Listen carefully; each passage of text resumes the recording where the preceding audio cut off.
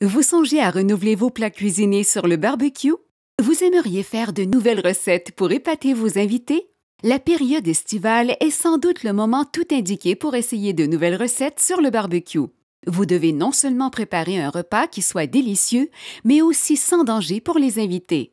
Chaque année, 4 millions de Canadiens sont victimes d'empoisonnement alimentaire. On ne peut ni voir, ni sentir, ni même de goûter la plupart des contaminants nocifs. Mais André Jean, évaluateur scientifique à la Direction générale des produits de santé et des aliments à Santé Canada, affirme qu'il existe plusieurs moyens de réduire les risques d'empoisonnement. Voici comment. Dans le continuum alimentaire, de la ferme à la table, les aliments peuvent contaminer naturellement ou être contaminés soit par la manipulation ou la transformation des aliments. Tout le monde en général peut souffrir d'une intoxication alimentaire.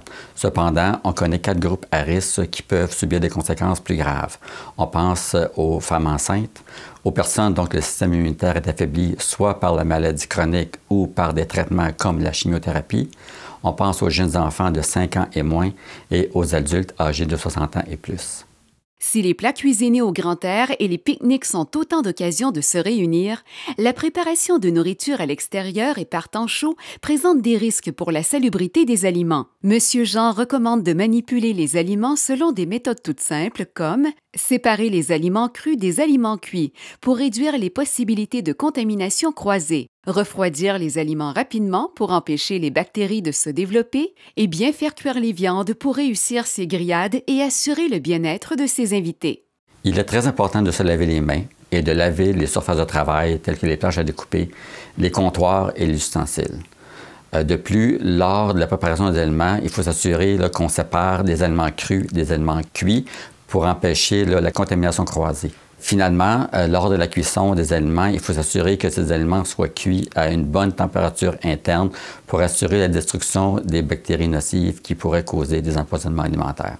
D'un aliment à l'autre, les températures internes de cuisson sont différentes. La seule façon de s'assurer que cette température de cuisson-là est atteinte, c'est d'utiliser un thermomètre numérique pour aliment. On ne peut pas se fier sur la couleur de la viande, spécialement pour les hamburgers. Pour déterminer la température interne d'un aliment, retirez la viande de la grille et insérez le thermomètre dans la partie la plus épaisse. Veillez à ce que le thermomètre ne touche pas à l'os, puisqu'il se réchauffe plus vite que la viande. Vérifiez chaque morceau de viande séparément car les températures peuvent varier. Insérez le thermomètre numérique sur le côté de la galette de hamburger jusqu'au centre pour vous assurer qu'elle est bien cuite. Assurez-vous de garder les aliments froids au froid, à 4 degrés centigrades ou moins, et les aliments chauds au chaud à 60 degrés centigrades et plus. Si vous avez des doutes sur la salubrité des aliments, jetez-les. Santé Canada offre de nombreux conseils concernant la cuisson au barbecue. Visitez canada.ca/santé.